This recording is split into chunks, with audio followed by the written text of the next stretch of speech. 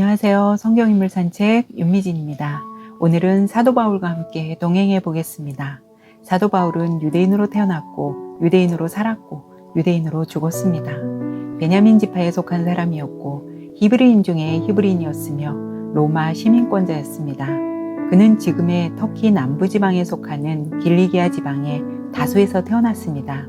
다소는 번창한 코스모폴리탄적인 대학의 도시로 이곳에는 수사학을 가르치는 학교가 많았고 수토와 철학의 중심지이기도 했습니다. 사도 바울의 탄생은 예수님과 거의 같은 시기인 기원전 약 5년부터 기원 후 1년 사이로 학자들은 추측합니다. 사도 바울은 디아스포라 유대인으로서 그의 부모에게 두 개의 이름을 받았습니다. 첫째 사울은 이스라엘의 초대 왕인 사울을 히브리어에서 음차한 것으로 지파 중에서 가장 유명한 조상의 이름이고, 둘째 바울은 로마식 이름입니다. 로마 시민권을 가졌지만 철저히 경건한 유대인으로의 교육과 양육을 받으며 자랐습니다. 유대 율법에 따른 교육을 받아 바리새인의 생활에 들어갔고 다소에서 예루살렘으로 넘어와 당대 최고의 율법 교사인 가말리엘이라는 사람의 문화생이 되어 율법에 정통한 인물이 되었습니다. 당시 랍비들은 율법을 배우고 가르치는 일 외에 어디든 가서 생활할 수 있도록 한 가지씩 기술을 가지고 있었습니다. 바울은 천막 만드는 일을 함으로써 어느 지역을 가든 스스로 생계를 유지해 나갔습니다. 성경에서 사도 바울의 첫 등장은 스데반이 순교하는 현장에서입니다.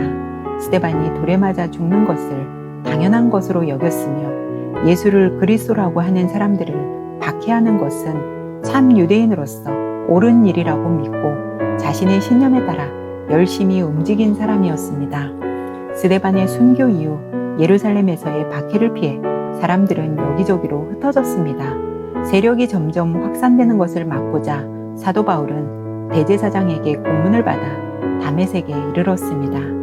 그가 다메섹에 이른 어느 날 정오쯤 갑자기 하늘로부터 찬란한 한 줄기 빛이 사울을 둘러 비추입니다. 그리고 부활하신 주님의 음성을 듣습니다.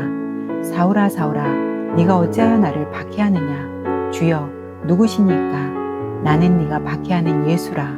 부활하신 주님을 만난 사울은 그때부터 완전히 다른 사람이 되어갑니다. 박해하던 사람에서 예수 그리스도의 복음을 전하는 사도로 변해갑니다. 주님은 사도 바울에게 너는 이방인과 임금들과 이스라엘 자손들에게 전하기 위하여 택한 나의 그릇이라는 사명을 받습니다. 이 사명대로 사도 바울은 땅끝까지 복음을 전하고 싶은 마음에 온 열정을 다 바칩니다. 바나바와 1차 선교행을 시작으로 3차까지 수많은 지역을 다니며 복음을 전합니다. 곳곳에 교회를 세우고 지도자를 세우며 목회자로, 선교사로, 사도로서의 사역을 감당합니다. 때론 돌에 맞기도 하고 옥에 갇히기도 하고 강의 위험, 광야의 위험, 바다의 위험 등 무수히 많은 위험으로부터 노출된 상태였지만 부활하신 주님을 만난 후 자신의 목숨을 아끼지 않았습니다. 자신이 가지고 있었던 많은 스펙들을 오히려 해로 여기는 것은 예수 그리스도를 아는 지식이 가장 고상하기 때문이며 이로써 예수를 위하여 모든 것을 배설물로 여길 수 있었습니다.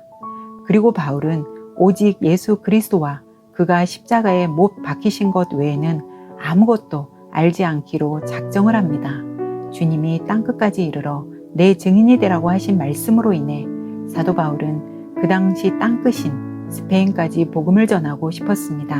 한 번도 가보지 않은 로마 교회에 편지를 써서 보내며 결국 로마로까지 가게 됩니다. 사도 바울은 로마에서 복음을 전하다 감옥에 갇히고 결국 AD 68년경 순교함으로 생을 마감합니다. 여러분, 오늘 하루는 어떠셨나요? 신약 성경 27권 중 자신이 경험한 예수의 인격과 그분의 가르침에 대해 가장 많은 문서 13권을 남긴 사람이 바로 사도 바울입니다. 사도 바울의 생애를 통해 예수 그리스도를 믿는 사람들이 어떻게 살아가야 하는지 깨닫게 되시나요? 사도 바울은 최초의 기독교 신학자이며 사도 중의 사도였으며 그야말로 작은 예수였습니다.